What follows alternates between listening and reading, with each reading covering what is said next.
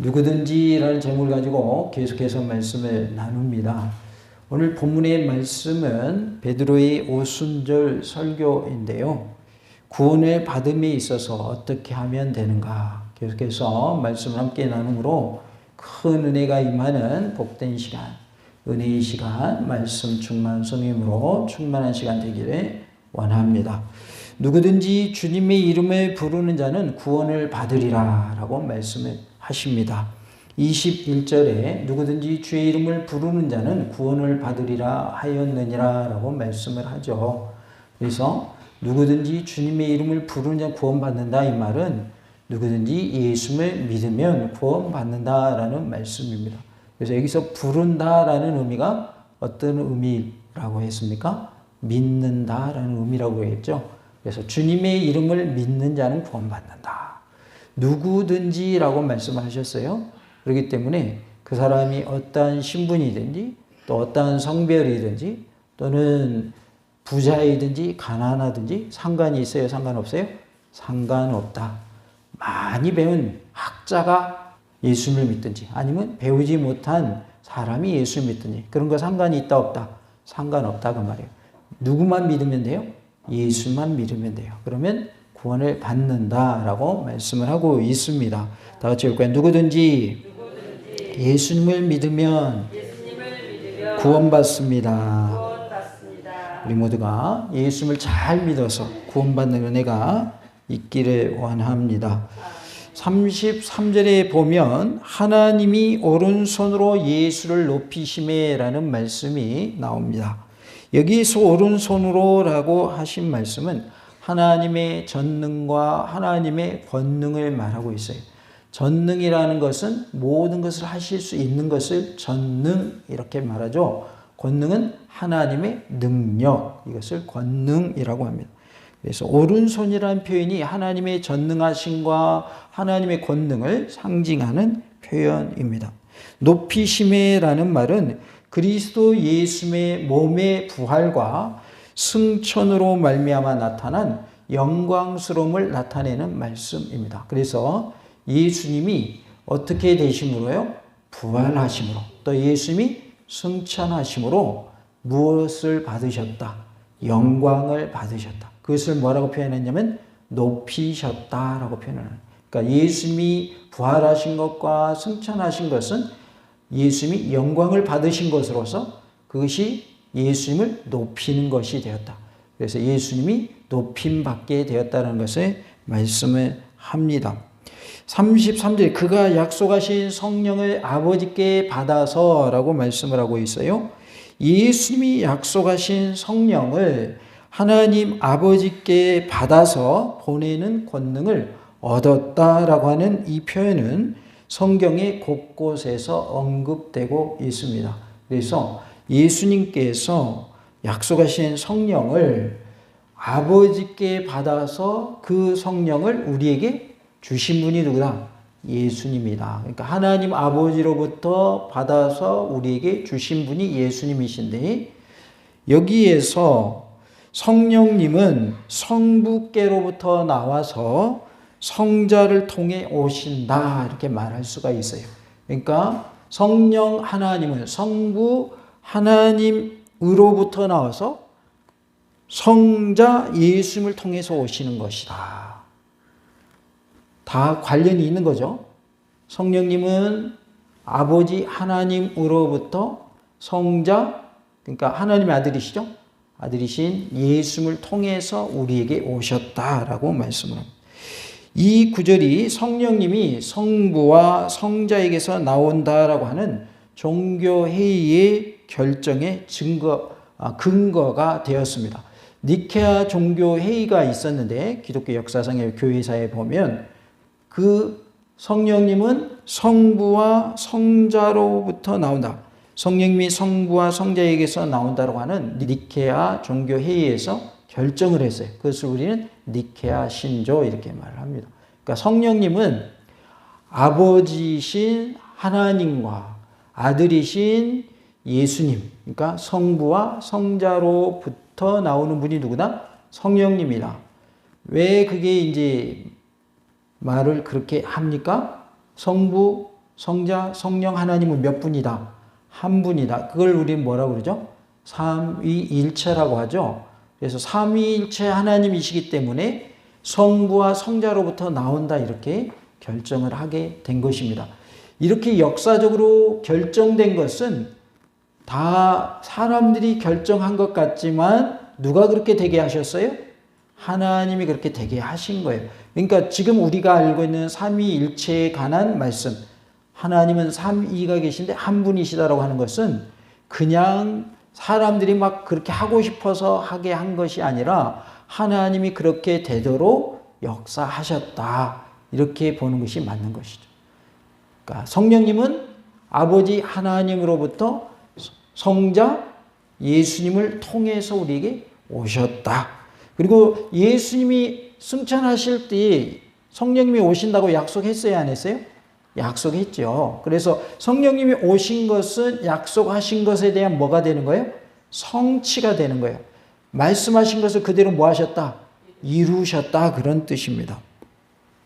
33절에 보면 너희가 보고 듣는 이것을 이라고 했습니다.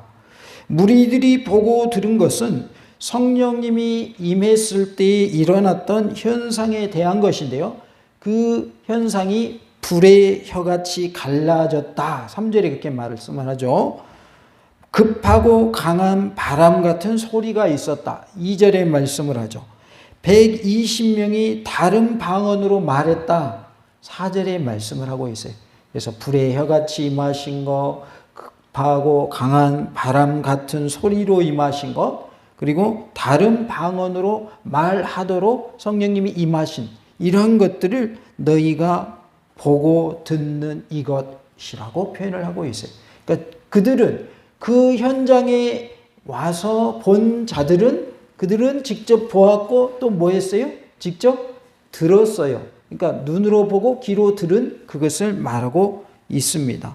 33절에 부어 주셨느니라 그랬는데 이것은 쏟아버리다라는 원어의 부정 과거형으로서 예수님께서 약속하신 것을 뭐 하셨다? 성취하셨다라는 것을 말씀해 주고 있어요.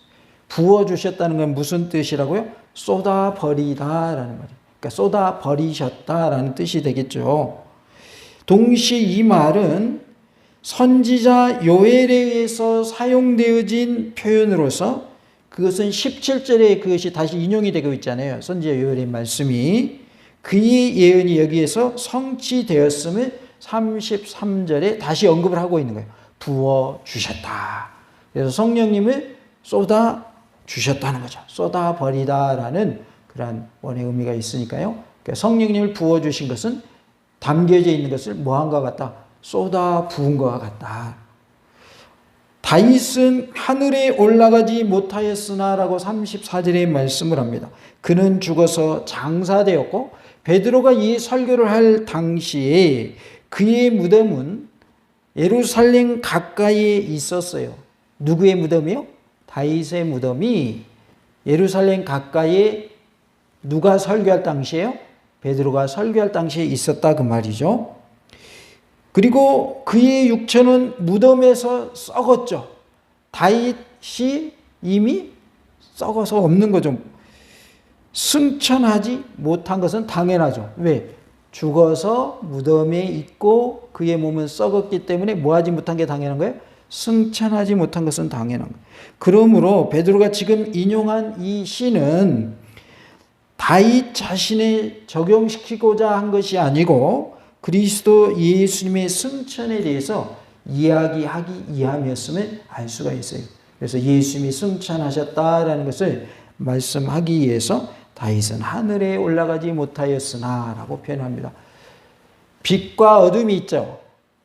빛만 있다면 빛에 대해서 우리가 잘 비교가 잘 안 되죠. 근데 뭐가 있기 때문에 빛이 좋다는 거 알아요. 어둠이 있기 때문에.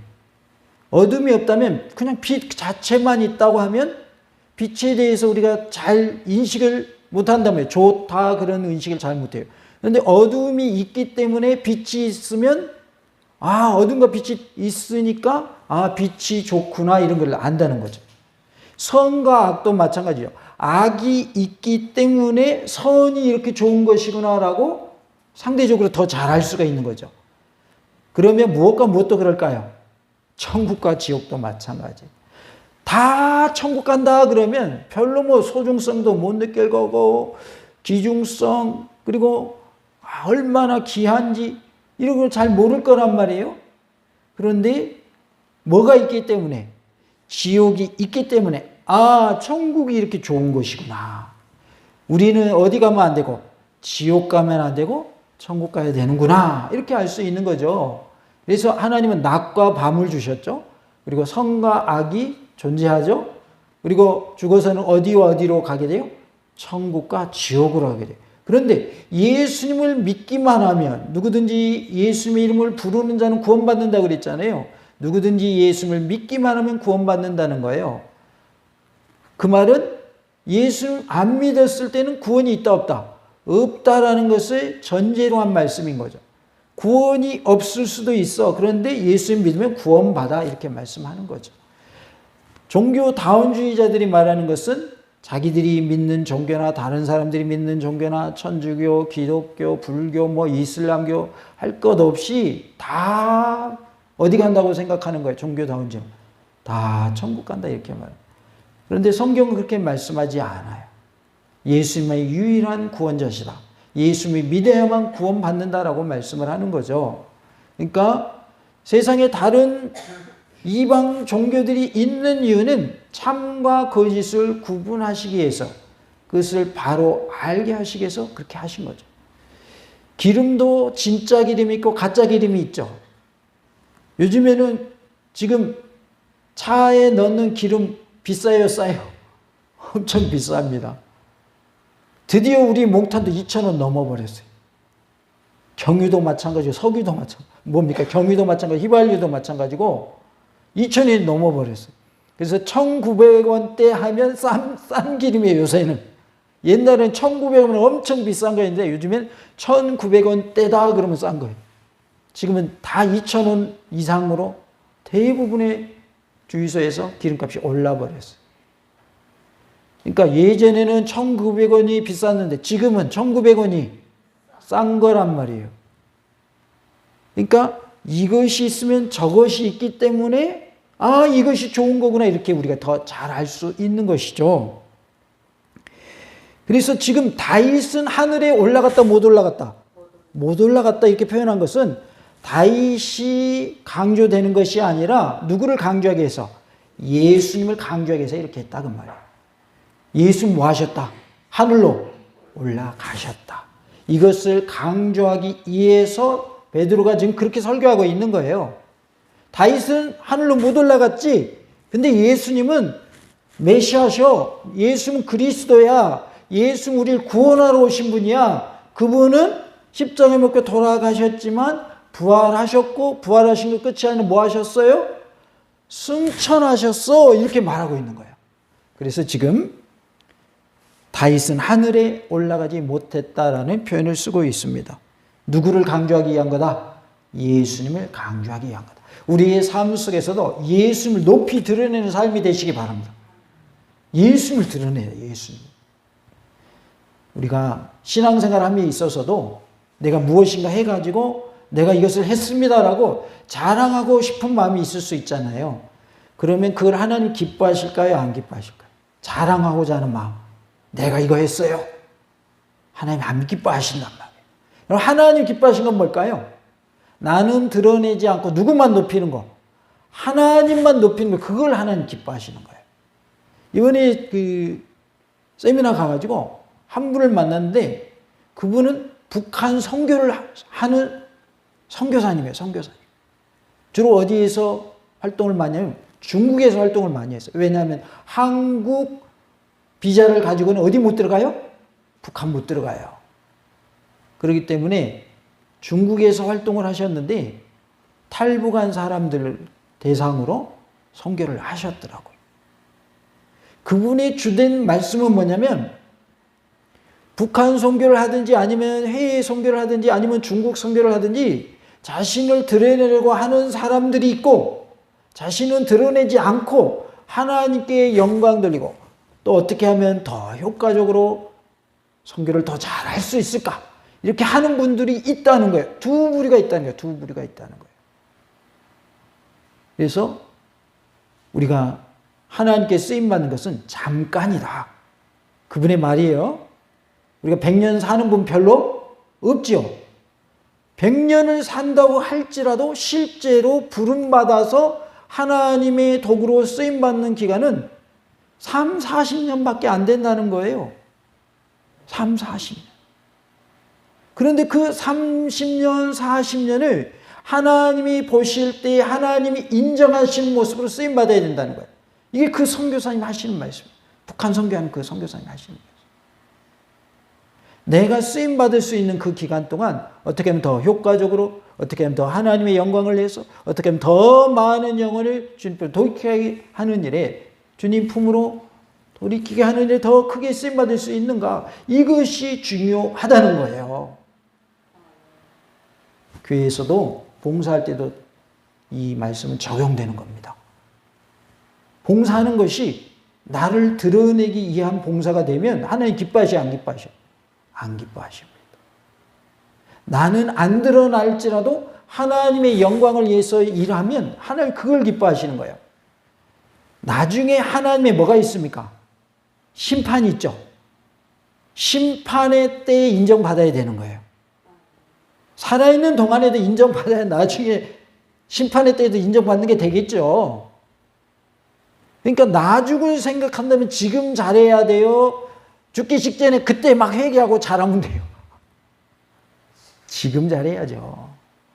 살아있는 동안을 가지고 하나님이 평가하시지, 죽은 다음에 거 평가가 돼야 안 돼요. 우리의 죽은 다음에 것은 평가 자체가 되지를 않잖아요. 그러니까 살아있는 동안 잘해야 되는데 자신의 유익을 위해서, 하나님의 유익이 아닌 자신의 유익을 위해서 하고 하나님의 영광이 아닌 자기의 이름 드러내기 위해서 하는 것이라면 하나님이 나중에 계산하실 때에, 심판하실 때에 인정받아요, 인정 못 받아요? 인정 못 받는다 그 말이에요. 인정 못 받는다. 그래서 천국은 하나님이 통치하시는 것이, 그것이 천국이다. 정확히 표현하면 하나님 나라인데, 그것은 하나님 나라라는 표현은 하나님의 통치라는 말로 바꿔서 표현할 수 있어요. 다 같이 봅시다. 하나님의 통치.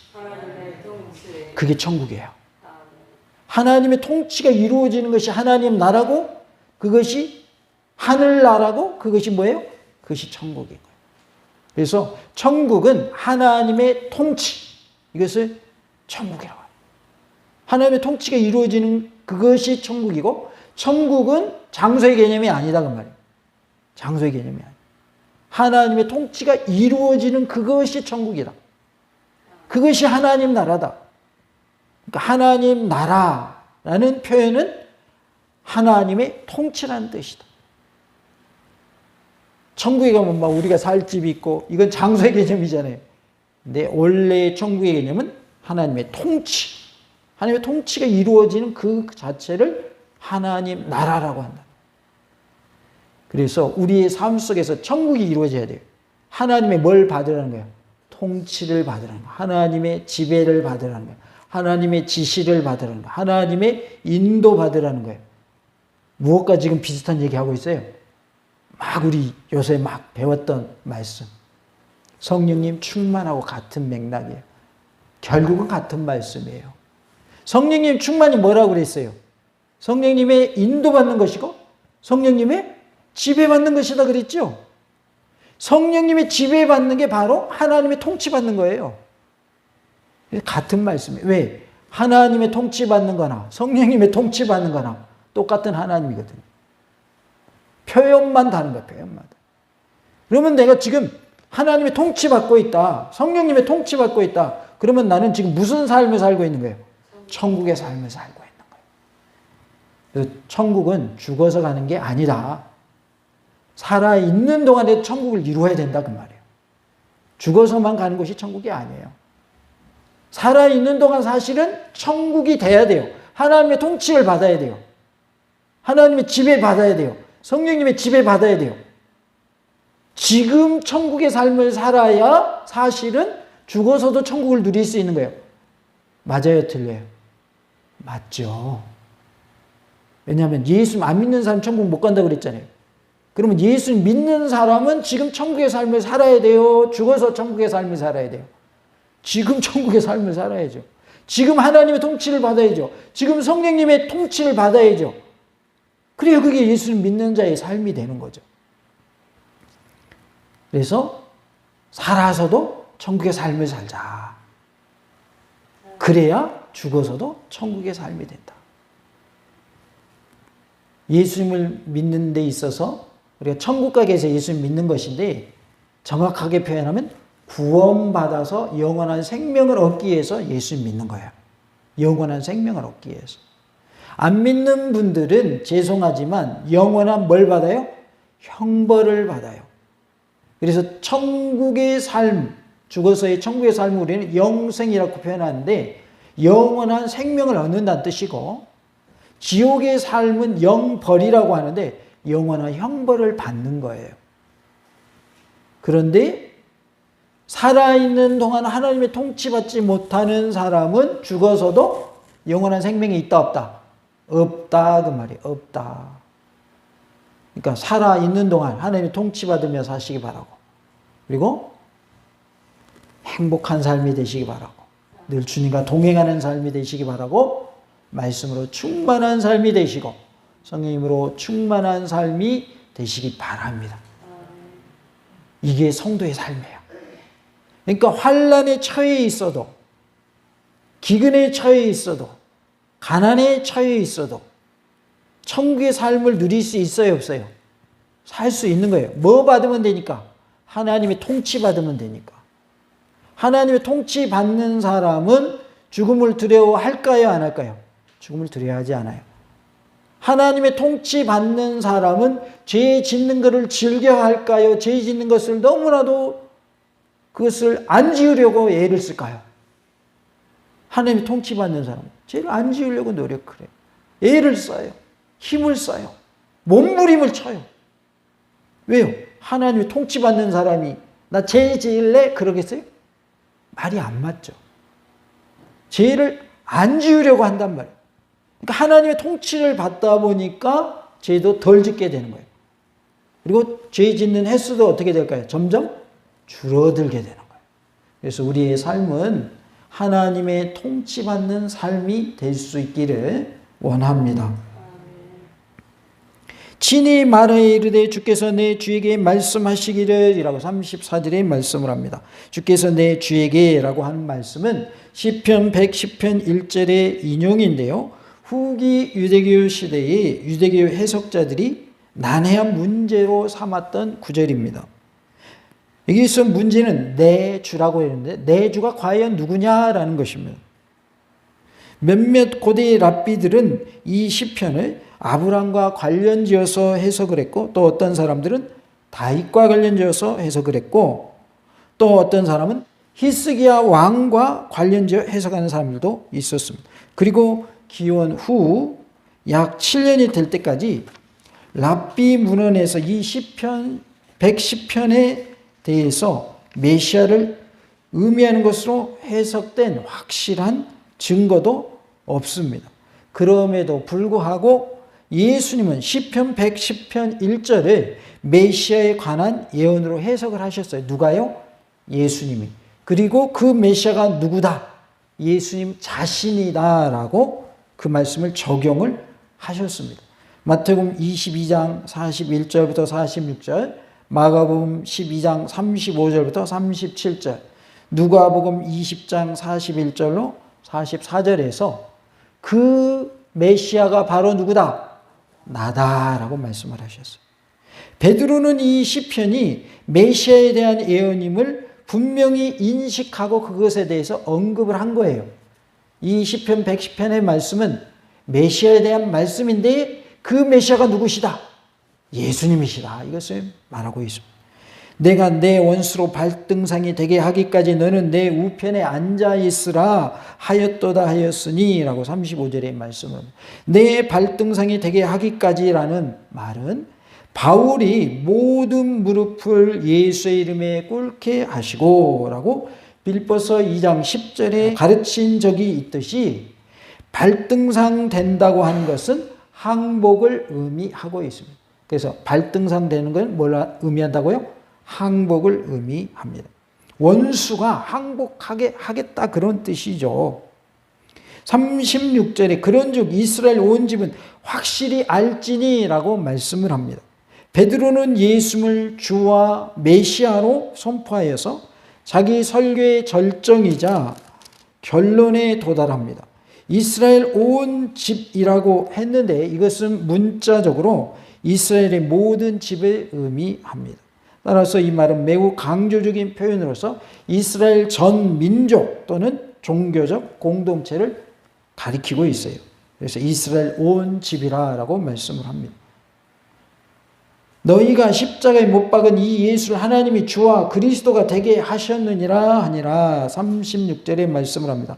예수님은 자신의 메시아 직분의 공생애를 통하여서 죽기까지 하심으로 완전히 성취하셨고 또한 하나님에 의해 부활하셨으며 하늘에 오르사 하나님 우편에 앉아 계심으로 주와 그리스도라는 칭호가 예수님에게 참으로 합당한 표현인 것입니다. 그래서 예수님은 십자가에 못 박혀 돌아가심으로 하나님의 말씀을 성취하시죠. 그리고 하나님에서 부활하시죠. 하나님 우편에 지금 하늘에 오르서 하나님 우편에 앉아 계시죠. 그래서 예수님이 주가 되시고 그리스도가 되신다라고 말씀을 합니다. 또한 이 칭호가 그에게 합당한 이유, 즉 주와 그리스도라는 이 칭호가 합당한 이유는 신약의 다른 여러 곳에 나타나는 기독론적인 진술들에서도 찾아볼 수 있습니다.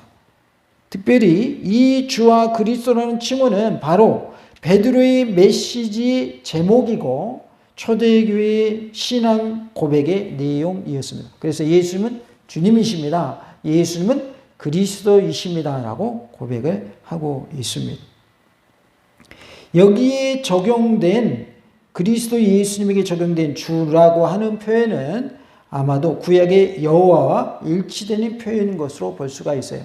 그래서 주라는 표현은 여호와, 즉 누구를 가리키는 거예요? 하나님을 표현하는 거예요. 그래서 예수님을 향하여 주라고 표현하는 것은 예수님 어떤 분이시다? 하나님이시다 그런 뜻인 거예요. 그래서 주님 우리가 이렇게 부르잖아요. 그 주님이라는 표현은 여호와라는 뜻으로 즉 여호와가 누굽니까? 하나님이시잖아요. 그래서 주라는 표현은 하나님이라는 뜻이다. 그래서 예수님을 누구로 지금 말하고 있는 거예요? 하나님으로 말하고 있는 것입니다. 34절에 인용된 주께서라는 표현이 시편 110편 1절에서는 여호와께서로 언급되었고 70인역에서 주로 표현이 되었습니다. 주라는 주님이라는 표현으로 번역되었습니다. 그리고 여호와라는 표현을 70인역은 거의 대부분 주라는 단어로 번역을 하였어요. 그러니까 여호와 그러면 어떻게도 표현했다고요? 주라고 표현했다. 주님이란 뜻입니다. 베드로는 구약의 여호와와 예수님을 상호 관련시켜 말하고 있습니다. 그래서 예수님이 곧 여호와시다. 예수님이 주님이시다. 이렇게 말하고 있는 것이죠. 베드로는 설교 속에서 주라는 표현을 예수님과 하나님께 동시에 적용시키고 있어요. 그래서 하나님도 주님이라고 표현하고 예수님도 주님이라고 이렇게 표현하고 있다는 것이죠. 그러므로 여기 이 단어가 사용된 것은 그리스도 예수님의 신성에 대한 강조적인 표현인 것입니다. 신성은 뭘까요? 예수님이 누구시다? 하나님이시다. 다른 표현은 예수님이 신이시다. 여기서 신이란 말은 하나님이시다 그 말이죠. 그래서 예수님의 신성을 강조하는 표현으로서 주라는 표현을 사용을 했고요. 주와 그리스도는 유대인들의 유일한 소망이었습니다. 그러나 그들은 최고의 능력과 영광으로 유대 민족을 로마의 속박에서 해방시켜서 모든 민족이 높여주는 정치적인 위대한 통치자로서의 주와 그리스도, 즉 메시아를 기대했던 것이죠. 그러니까 유대인들이 기대했던 주와 그리스도는 정치적인 메시아였던 것이죠. 그들은 정치적으로 로마의 속국에서 해방시켜줄 메시아를 기다리고 있었던 것이죠. 예수님이 이 땅에 오신 목적과 이 유대인들이 기다리고 있는 메시아와는 동떨어진 것을 볼 수가 있어요. 그러니까 예수님이 자신들의 메시아 사상과 부합되지 않게 가르치시고 활동하시는 것이 그들은 마음에 안 들었어요. 예수님이 메시아로 오셨으면 이 나라를 해방시켜줘야 되는데 예수님이 가르친 내용을 들어보거나 예수님이 행하신 그러한 일들은 보니까 자신들이 생각하는 정치적 메시아는 어떻게 돼요? 아무런 상관없는 모습으로 예수님이 하나님의 일을 하시거든요. 그래서 이 예수를 십자가에 못 박았던 것입니다. 왜 그들이 예수 십자가에 못 박았는지 아시겠죠? 물론 로마 병정들이 십자가에 못 박았지만 결국은 누가 못 박은 거예요? 유대인들이, 이스라엘 백성들이 못 박은 거죠. 빌라도가 못 박으려고 하지 않았잖아요. 딱 신문을 해보니까 뭐가 없어요? 죄가 없어요. 그래서 풀어주려고 했단 말이에요. 야, 여기 바라바 강도 있고 여기 예수라는 자가 있는데 누구를 풀어주랴 그랬더니 그 사람들이 뭐라 그래요? 군중들이. 바라바를 풀어주라 이러잖아요. 그리고 예수님 어떻게 하래요? 십자가에 못 박아라 그러잖아요. 그 이유가 뭐냐면 예수님이 정치적 메시아로 오셔서 자신들을 로마의 그 속국에서, 식민지에서 해방시켜 주실 것으로 기대를 했는데 예수님이 자신들의 생각하고 같아요, 틀려요? 틀린 거예요. 에이, 우리가 생각하는 메시아 아니네? 십자가에 못 박으셔! 이렇게 나온 거예요. 그 배경을 아시겠죠? 그런데 이렇게 다 되도록 누가 섭리하셨어요? 하나님이 섭리하십니다. 왜냐하면 예수님이 이 땅에 오신 이유는 우리를 위해서 뭐 하시기 위해서? 죽어주시기 위해서 오셨기 때문에. 그래서 모든 것이 합력하여 뭐하게 하신 하나님? 선을 이루게 하신 하나님이신 거죠. 유대인들 그런 악한 마음도 하나님이 사용하셔서 십자가 예수님 못 박히시게 만들었다. 그래서 하나님이 이 땅에 예수님 보내주신 목적대로 모든 것이 이루어지게 하셨다. 그래서 하나님의 약속은 반드시 뭐한다? 성취된다. 라는 것을 알 수가 있습니다. 마찬가지로 누구든지 예수를 믿기만 하면 구원받는다고 하는 것은 하나님 우리에게 약속하신 것이고 또 예수님 우리에게 약속하신 거예요. 그러니까 믿기만 하면 뭐 받아요? 구원받는 거예요. 다 같이 해볼까요? 누구든지 예수님을 믿기만 하면 구원받습니다. 우리 모두가 구원받는 은혜를 다 받아 누리는 놀라운 은혜가 있기를 간절히 원합니다. 할렐루야!